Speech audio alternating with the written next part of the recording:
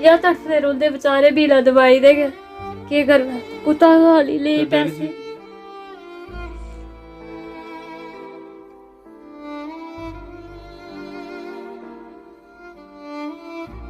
तीन साल होए ने बमार होए, ना कोई इलाज ना कोई दवाई ना किश भी। पहले कोई दिन जाने खाई लैंदे हे, हून ना कोई दवाई नहीं चलना शुरू हो जाता, इन्नी प्रॉब्लम बनी जंदी, कोई कुसै दा नहीं बनदा। फिर इद्धरा कुसै बेचारे आखी अस चाहले कि एह् जल्दी जल्दी ठीक हो जान, किसे चाल्ली ठीक होंदे अस चलो कोई दिंदा आंदे जंदे ते कोई दवाई आस्तै पैसे दिंदे ते दवाई ले लैंदे, ले दिंदा कोई तो ले लैंदे। तो अपने बच्चों का, अपने परिवार का थोड़ा पालन पोषण कर सकूं, और ऐसा कुछ लग नहीं रहा कि यही कमरा है, यहीं पे हम खाते हैं बनाते हैं, जब सब कुछ यहीं पे करते हैं। यही हफ्ते में 2 बार डायलिसिस करवानी पड़ती है, नहीं करवाऊं तो समझ लो कि मेरी सांस इतनी फूलती है, कोई हिसाब ही नहीं है सर। मेरे पापा ठीक हो जाए। अच्छा, क्या बनना चाहते हो बड़े होके? पुलिस बनना चाहते? मार गरीब को ही पड़ती है। इस समय कोरोना काल भी चल रहा है और कोरोना काल में कई लोगों के रोजगार भी चले गए हैं और लोग आर्थिक मंदी के दौर से गुजर रहे हैं। उधमपुर के आदर्श कॉलोनी में एक परिवार है, केवल कुमार जी हैं, जो दोनों किडनी फेलियर हैं, आर्थिक मंदी के दौर से गुजर रहे हैं। काफ़ी बुरी हालत है इनकी घर की अगर बात की जाए, क्योंकि पिछले 3 साल से ये किडनी फेलियर हैं और बदकिस्मती ये है कि इनके ऊपर माँ बाप का साया भी नहीं है। मैं अपने कैमरामैन सहयोगी कहूँगा कि एक बार इस कमरे के, एक ही कमरे में ये परिवार रह रहा है। पेशे से पहले ये फोटोग्राफर थे केवल जी, लेकिन 3 साल पहले ये बीमार हुए। बीमार होने के बाद पता लगा कि इनकी किडनी फेल होगी। देखिए छत पर टीन पड़ी हुई है और एक ही यहाँ पर लाइट है और एक ही पंखा है, और इस एक कमरे में पूरा परिवार गुजर बसर कर रहा है। कुदरत की मार, भगवान की मार इनके ऊपर पड़ी है और आज नौबत ये आ गई है कि इनके पास अब डायलिसिस करवाने के लिए भी पैसे नहीं बचे हैं। रिश्तेदार बाहर से आते हैं, वो इनकी मदद करते हैं, या मोहल्ले वाले हैं वो इनकी मदद करते हैं और उसके बाद ये डायलिसिस करवाते हैं। 3 सदस्य हैं, इनकी धर्मपत्नी है, इनका एक बच्चा है और खुद केवल जी हैं। आप देखिए कि इनके चेहरे से आप खुद देख सकते हैं, इनकी धर्मपत्नी है, देखिए कितनी इनकी कंडीशन देखिए कितनी ख़राब है, बेबस हो चुके हैं और मदद कहीं से नहीं मिल रही है। अब इतनी लाचारी हो गई है कि ये डायलिसिस भी नहीं करवा पा रहे हैं। केवल जी हमारे साथ खुद मौजूद हैं, इनसे बात करेंगे कि कितनी परेशानियों का सामना अब इन्हें करना पड़ रहा है। केवल जी, सबसे पहले तो हम मनोकामना करते हैं कि आप जल्दी स्वस्थ हो जाएं। कितनी परेशानी आपको आ रही है, कब से आप जो है अब इस बीमारी से जूझ रहे हैं? सर मैं 3 साल से इस बीमारी से जूझ रहा हूँ और हमें बहुत ज़्यादा परेशानी आ रही है। पहले तो हमारे रिलेटिव आते थे, वो मदद कर देते थे, अब वो भी कितनी करेंगे, 3 साल हो गए हैं अभी, तो अभी बहुत मुश्किल हो रहा है हमारा गुजर बसर करना। और हम चाहते हैं कि मैं थोड़ा ठीक हो जाऊं तो अपने बच्चों का, अपने परिवार का थोड़ा पालन पोषण कर सकूं, पर ऐसा कुछ लग नहीं रहा कि मैं कुछ कर पाऊं, जो मेरी कंडीशन है। और मेरे को हफ्ते में 2 बार डायलिसिस करवानी पड़ती है, नहीं करवाऊं तो समझ लो कि मेरी सांस इतनी फूलती है, कोई हिसाब ही नहीं है सर। तो अब किस तरह से मदद होती है? जैसे आप कह रहे हैं हफ्ते में 2 बार डायलिसिस होता है आपका, तो किस तरह से आप जो है इसको ले पाते हैं डायलिसिस को? क्या हो पाता है आपसे, ये नहीं हो पाता है वो भी? सर अगर ये सरकारी हॉस्पिटल में हो जाए तो हो जाता है, अगर यहाँ पे ना हो तो प्राइवेट करवाना पड़े तो फिर लोगों से मांग के करवाना पड़ता है। कभी किसी से मांगना है, कितनी बार मांगना है, मांग मांग के भी थक चुके हैं और हमें भी अब शर्म आती है मांगने में भी। हौसला रखिए केवल जी।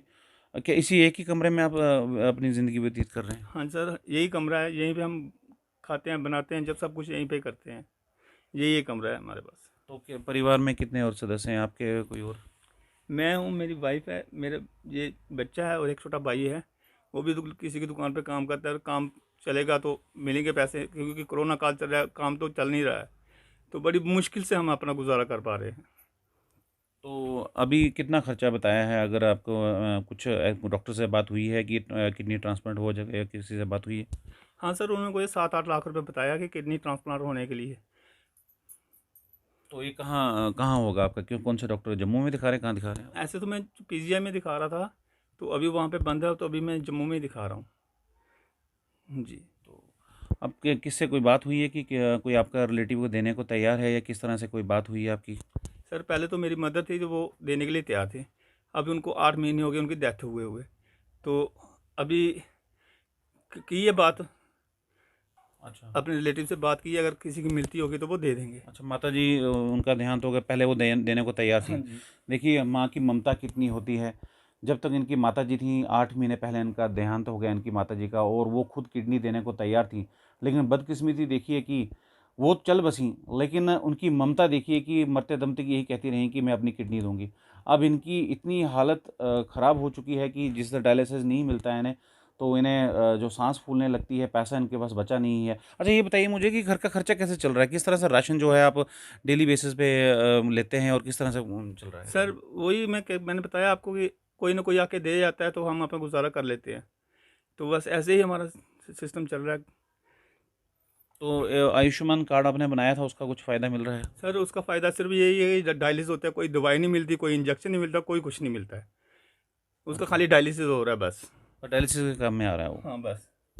तो ये भी कहीं न कहीं परेशानी है कि इस डायलिसिस के लिए जो इनका जो आयुष्मान कार्ड बनाया गया था, उसी से काम चल रहा है, लेकिन काफ़ी बुरी हालत है इस परिवार की। एक बच्चा छोटा-सा है इनका, इनसे बात करें। बेटा नाम बताओ अपना। तानिश। तानिश, कौन सी क्लास में पढ़ते हो आप? फर्स्ट। अच्छा, तो पापा आपके बीमार हैं?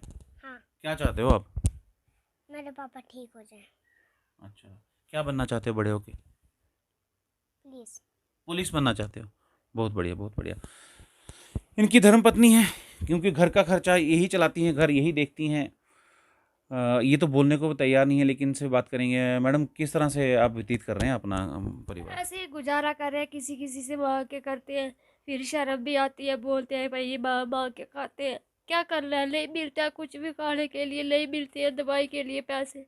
इनको कहाँ लेके जाऊंगी, कहीं काम की करने के लिए लायक भी नहीं हूँ मैं, छोटा बच्चा है मेरा।